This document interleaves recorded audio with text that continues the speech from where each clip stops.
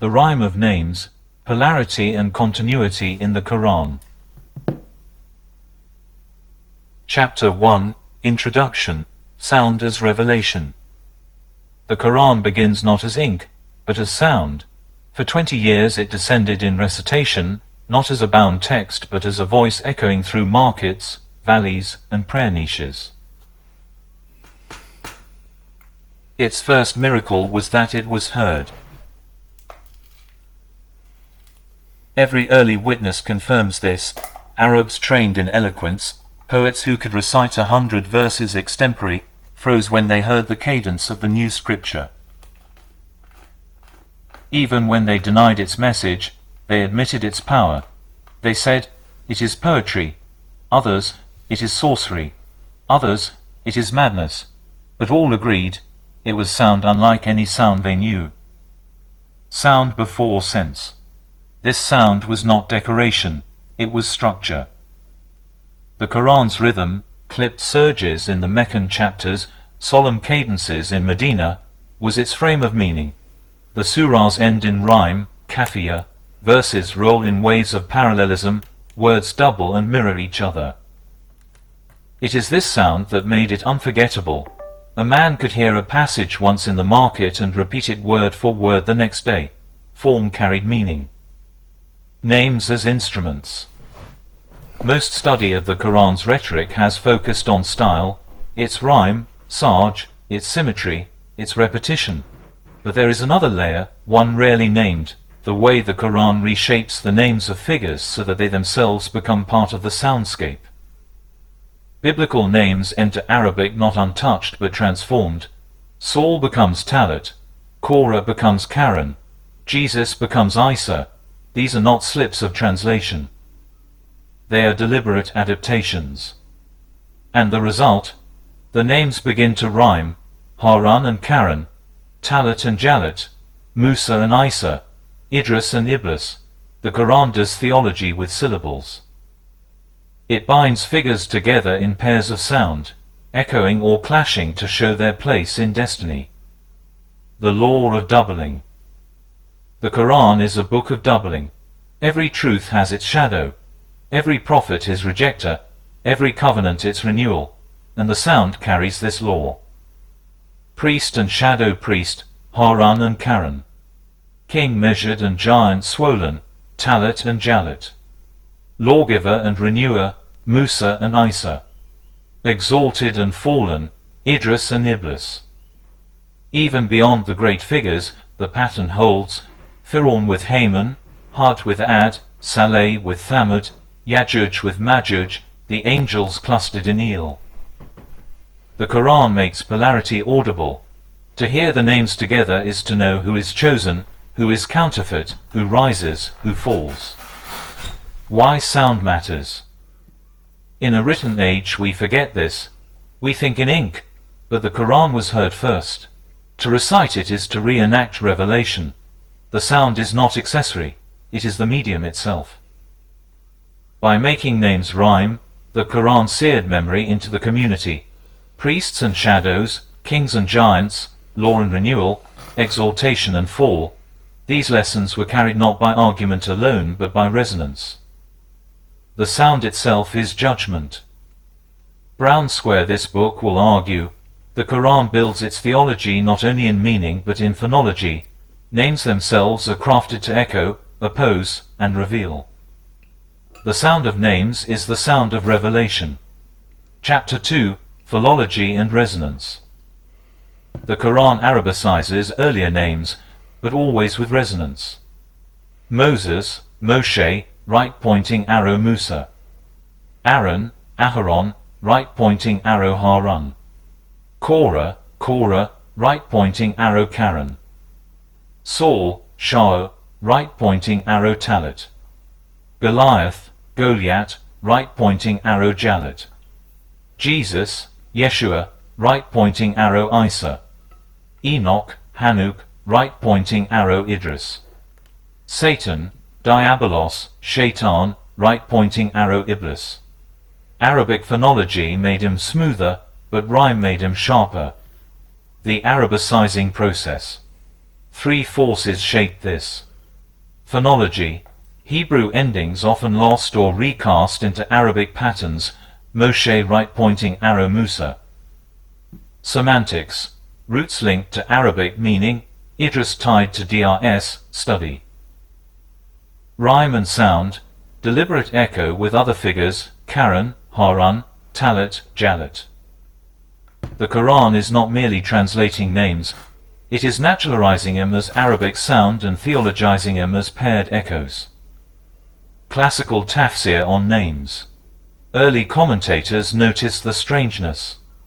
Al-Tabari notes that Isa is how the Arabs pronounce his name. Ibn Kathir explains Mary as Bint Imran symbolically. Ibn Ashur says Quranic naming often generalizes specific stories into universal types. But they left rhyme unexplored. We argue it is design, not accident. Lexicons and roots. Lisan al-Arab and others root names in Arabic. Idris left pointing arrow DRS, study, learn. Iblis left pointing arrow Balasa, despair. Talit left pointing arrow Tul, height. Karen left pointing arrow Qur'ān, accumulate. Once inside Arabic, names carried not only history but new meanings. The sound families. The Quran clusters names by rhyme. Harun, Karen. Talit, Jalit. Sa, Musa, Isa. Idris, Iblis. Firaun, Haman. Yajuj, Majuj. Jibril, Michael, Israfil. These sonic families make memory and meaning inseparable.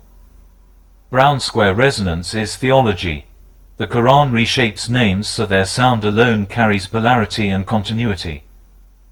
Chapter 3, Karen and Harun, the priest and the shadow. Karen in Quran 28-76-83 is swollen with treasures. In Torah, Num 16, Korah is a Levite who rebels against Moses and Aaron, demanding priesthood for all. Both are swallowed by the earth. Tafsir fuses them, cousin of Moses, rich, arrogant, corrupter, Mifsidi, Ibn Ashur notes. Torah makes the conflict priesthood. Quran universalizes it to arrogance in wealth. Philology, Fasad and Mifsidon. Fasad, opposite of Salah, order, decay, ruin, oppression. Mifsidi, corrupter of community and cosmos. Korah's assault on priesthood equals Quranic fasad, both are disorder. The rhyme, Karen, Harun. In Hebrew, Korah and Aaron do not rhyme. In Arabic, Karen, Harun. One the true priest. One the false shadow. One mediator, one usurper. The rhyme itself encodes polarity. Treasures as priesthood. The keys that burden strong men, 28-76, may be literal wealth, but also priestly access, incense pans as keys of the sanctuary. Karen boasts, I was given this by my own knowledge, 28-78. His treasure equals counterfeit access. Brown square the rhyme is verdict. Karen is Harun's shadow, swallowed by earth while the true priest endures. Chapter 4, Talit and Jalit, the king of measure and the giant of excess. The Quran, 2-246-251, fuses three strands. Gideon's river test, Judges 7. Saul's height and kingship, 1 Sam 9. David's victory over Goliath, 1 Sam 17. It names the king Talit, from Tul, tallness, measure, and the giant Jalit. The mantle of Talit. Talit is not one man, he is. Gideon, tested by river. Saul, chosen for height. David, conqueror of Goliath. Abimelech, Gideon's illegitimate son, is the counterfeit Talit, king without measure. The rhyme, Talit, Jalit. Talit equals measure, discipline, stature. Jalit equals excess, swollen monstrosity. Their rhyme makes battle audible before it begins. Symbolic pattern. True king, measured, chosen, disciplined. False king, Abimelech, mantle stolen. Monster, Jalit, chaos incarnate. Brown square Talit and Jalit are rhyme-forged combat. One syllable unites them, one duel divides them. Chapter 5, Musa and Isa, Law and Renewal from the House of Imran. The Qur'an, 333-34, names not Moses or Jesus directly but their lineage. Indeed, God chose Adam, Noah, the house of Abraham, and the house of Imran above all the worlds, descendants, one of another. This absence of names is itself theology. The house is chosen, not only the individuals. Imran, was the father of Moses in Torah, and in Islamic tradition Mary's father too. Thus both Moses and Jesus are children of Imran, one by blood, one by sacred lineage. Moses, lawgiver of the sea. Moses, Musa, dominates the Qur'an. His miracle is passage through water. He divides the sea, leads the Exodus, receives the law. His destiny is structure, command, covenant. Jesus, renewer of the heavens. Jesus, Isa ibn Maryam, is miracle born. His signs are healing and resurrection. His destiny is passage through sky. He is raised to God, and his followers lifted beyond death. His mission is renewal, spirit, transformation. The rhyme, Musa, Isa. Their names rhyme in Sa. This is rare in Arabic but deliberate in Qur'an. The rhyme encodes continuity. Just as Deuteronomy chapter 18 promised a prophet like Moses, and Acts 3 applied this to Jesus, the Qur'an makes the link audible. Water and sky. Musa parts the sea. Isa ascends the sky. Both lead their people across thresholds. Both open impossible paths. The rhyme is covenant in sound, lawgiver and renewer, one house, one line. Brown square their rhyme is covenant audible, law and renewal, water and sky, both sons of Imran, one rhythm. Chapter 6, Idris and Iblis, the exalted and the fallen. The Qur'an speaks briefly of Idris. Mention Idris in the book. He was a man of truth, a prophet. We raised him to a high station, 1956-57.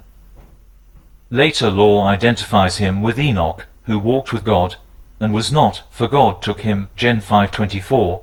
In Jewish apocalyptic writings, Enoch becomes Metatron, scribe of heaven. Thus Idris is the mortal exalted into the angelic. By contrast, Iblis is the Qur'an's rebel. We said to the angels, bow before Adam. They bowed, except Iblis. He refused, was arrogant, and was of the disbelievers. 234.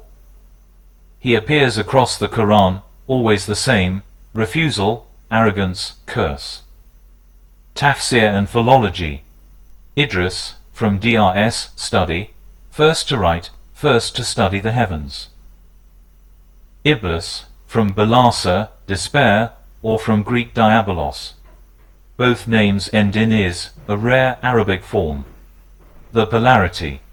Idris, man raised above angel. Iblis, angel cast below man. One climbs, one collapses. Their rhyme is a ladder. Idris ascends rung by rung, Iblis loses his grip and plummets. Brown square the syllable is tolls like a bell. Rise or fall, no middle path. Chapter 7, Fir'aun and Haman, tyrant and vizier in echo. Pharaoh, Fir'aun, is the Qur'an's archetype of tyranny.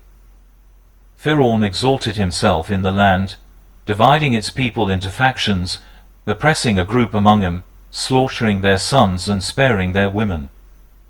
He was of the corruptors, 28-4. But he is never alone, always beside him, Haman.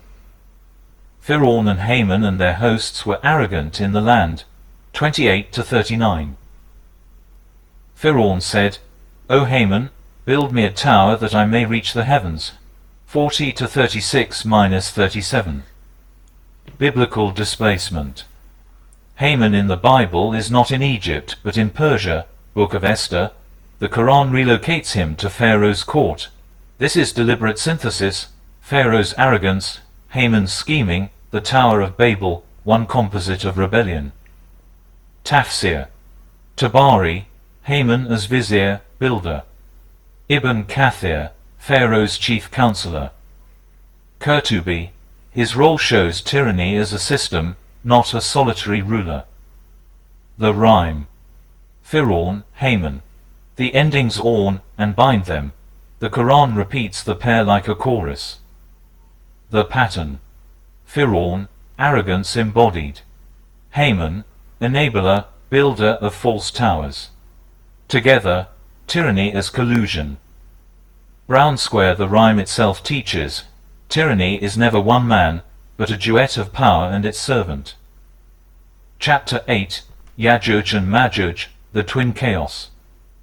The Quran, 18-94-98, 21-96, introduces Yajuj and Majuj, tribes sealed by Du al-Qarnayn's iron wall, loosed only at the end, swarming down from every height. Biblical background.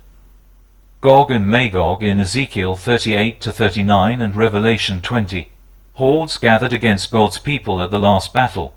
Quran turns them from king and land into two tribes, doubled in sound. Tafsir. Tabari, nations countless, faces like shields, devastating. Ibn Kathir, drink rivers dry, devour all in path. Qurtubi, their release is a sign of the hour. The rhyme. Yajj, Majuj, identical except for initial consonant. The Juj ending is jagged, guttural, a sound of swarming. They are not distinct individuals but two mouths of one abyss. Symbolic pattern. Behind the wall, restrained chaos. Released at the end, multiplied destruction. Brown Square. Their names double because chaos is never single. Catastrophe always multiplies. Chapter 9, Hud and Ad, Saleh and Thamud, and the Ikhwan of Lut. The Quran introduces several prophets with the same refrain. And to tribe, we sent their brother, prophet. And to Ad, their brother Hud, 7-65. And to Thamud, their brother Saleh, 7-73. And to Madian, their brother Shuaib, 7-85. And regarding Lot, the brothers, Ikhwan, of Lut denied the messengers, 26-160. The formula binds prophet and people together, sometimes in kinship, sometimes in bitter irony. Hud and Ad. Ad were famed as mighty builders, the people of lofty pillars. Iram Dart al-Imad, 89-7. Hud is their brother, their insider. Rhyme. Hud, Ad. One syllable names, heavy consonants. They sound like paired blows, prophet and tribe tied by echo. Saleh and Thamud. Thamud carved dwellings from rock. Their sign was the she-camel, slain in arrogance. Prophet, Saleh. Tribe, Thamud. Looser rhyme, but bound in cadence. The Quran always sets them together, Saleh wa Thamud. Lut and his Ikhwan. Lut was not bloodkin to Sodom. He was an immigrant with Abraham. Yet the Quran says, the brothers of Lut denied the messengers, 26-160. Here kinship is ironic. His brothers betray him. The phrase Ikhwan Lut cuts with irony. They were his people by dwelling, not blood. Symbolic pattern. Hud, Ad, prophet inseparable from tribe. Saleh, Thamud, people remembered only with their prophet. Lut, Ikhwan, betrayal of kinship. Brown Square. The rhyme of prophet and people engraves accountability in sound. The messenger is not alien, he is brother. To deny him is to betray one's own. Chapter 10. The Angelic Host in El. The Qur'an names angels with the Hebrew divine suffix el preserved as Arabic el. Jibril. Whoever is an enemy to Jibril, it is he who brought it, the Qur'an, down upon your heart. 2-97. Michael, paired with Jibril. 2-98. Israfil, in Hadith, the angel of the trumpet. Hebrew roots. Gabriel, Gavriel, God is my strength. Michael, Mikael, who is like God. Raphael, Seraphil, Israfil, God heals, or burning one of God. Tafsir. Tabari, their names reflect roles. Ibn Kathir, Jibril equals revelation, Michael equals rain, sustenance, Israfil equals resurrection. Qurtubi, their eel marks their link to the divine. The rhyme. The eel binds them into a triad. The Quran and Hadith often invoke them together. The pattern. Jibril, revelation. Michael, sustenance. Israfil, resurrection. Beginning, middle, end. Word, provision, return. Brown square their rhyme makes heaven's unity audible. 3 tasks, 1 source, 1 name. Chapter 11. The Law of Rhyme. From the case studies emerges a pattern. Rhyme is not ornament but law. 4 functions of rhyme. Polarity. Karen, Harun, priest versus shadow. Talat, Jalat, measured versus swollen. Idris, Iblis, exalted versus fallen. Continuity. Musa, Isa, law and renewal. Angels in El, missions bound by God's name. Memory. Firaun, Haman, tyranny remembered as duet. Yah-JJ, Majuj, chaos doubled. Hud, Ad, Saleh, Thamud, prophet people tied forever. Judgment. Rhyme is verdict. Karen sounds like Harun, but one mediates and one is swallowed. The sound pronounces the difference. Sound families. The Quran clusters names into endings un, ut, sa, is, an, uj, il. Each cluster encodes theology. Brown square the Quran's law of rhyme. Sound is sense, echo is theology. Chapter 12. Conclusion. The sound of rhyme. We traced how the Quran reshaped names into rhymes that carry meaning. Karen, Harun, priest and shadow. Talat, Jalat, king and giant. Musa, Isa, law and renewal. Idris, Iblis, ascent and fall.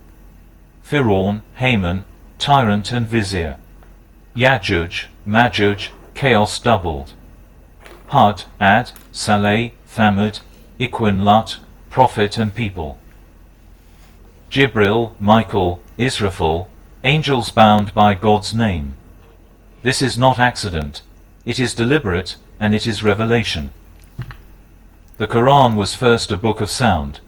In that sound, names are not labels but signs. Their echoes pronounce polarity and continuity, their rhymes preserve memory, their resonance delivers judgment. Brown square the rhyme of names is the Quran's hidden theology of sound. To recite is to hear covenant and conflict inscribed in syllable.